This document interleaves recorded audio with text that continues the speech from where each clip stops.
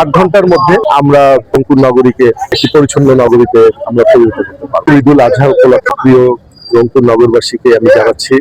শুভেচ্ছা ও ঈদ মোবারক। আমরা পূর্বেই বলেছিলাম যে আমাদের এই ঈদুল আজহা উপলক্ষে যে আমাদের সম্মানিত রংপুর নগরবাসী যে পশুগুলো কোরবানি করেন, সেই পশুগুলো কোরবানি করার জন্য আমরা রংপুর সিটি কর্পোরেশন থেকে 33টি ওয়ার্ডে 66টি জায়গা নির্ধারণ করেছি এবং সেই জায়গাগুলোতে সুন্দরভাবে এবং সুষ্ঠুভাবে কোরবানি সুসম্পূর্ণ করার জন্য যে যে বিষয়গুলো দরকার, প্রত্যেকটি বিষয় আমরা সুসম্পূর্ণ করেছি এবং আমাদের প্রিয় নগরবাসীকে বলেছি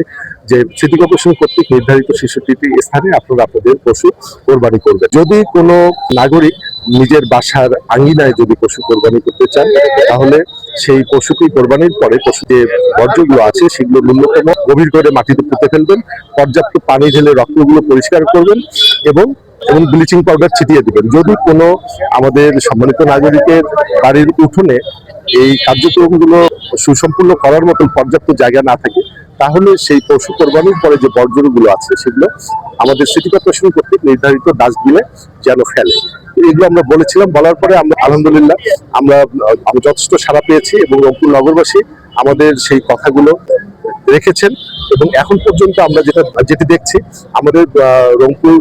নগরীতে প্রায় 1069 জন পরিচ্ছন্ন কর্মী কাজ করছেন। আমরা যে 8 ঘন্টার মধ্যে যে রংপুর শহর থেকে সকল কোরবানির পশুর যে বর্জ্যগুলো অপসারণের জন্য যে আমরা বলেছিলাম, আমরা এখনো প্রত্যাশা করছি যে 8 ঘন্টার মধ্যে সেই কোরবানির পশুর রক্ত বা যে বর্জ্যগুলো আছে সেগুলো আমাদের পরিচ্ছন্নতা কর্মীদের সহযোগিতায় এবং আমাদের প্রিয় নগরবাসীর সহযোগিতায় আমরা এই কাজটি সুষ্ঠুভাবে সুসম্পূর্ণ করতে সমর্থ হব এবং 8 ঘন্টা পরেই আমরা আবারও পূর্বের ন্যায় প্রিয় রংপুর নগরীকে একটি পরিচ্ছন্ন সুন্দর নগরীতে পরিণত করতে পারবো বলে আমরা বিশ্বাস করি। আসলে প্রকৃতির উপরে তো আমাদের কারো কোনো হাত নেই। আপনারা দেখছেন যে বেশ কিছুদিন থেকেই প্রকৃতি আমাদের বিপক্ষে, কখনো ঝোড়ো হাওয়া, কখনো বৃষ্টি পড়ছে, কখনো রোদ উঠছে, কখনো এরকম লুকোচুরি করছে প্রকৃতি আমাদের সাথে। তো আমরা এই যদি প্রকৃতি যদি আমাদের পক্ষে অনুকূলে থাকে, অনুকূলে নাও থাকে, তারপরেও আমরা আমাদের যে পরিচ্ছন্ন কর্মীগুলো আছে, আমাদের পরিচ্ছন্ন কর্মীদের আমরা কিছু রেইনকোট দিয়েছি, যেন যদি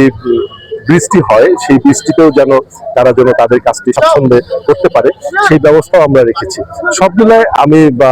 মোটামুটি কনফিডেন্ট যে 8 ঘন্টার মধ্যে আমরা রংপুর নগরীকে একটি পরিচ্ছন্ন নগরীতে আমরা পরিণত করতে পারবো।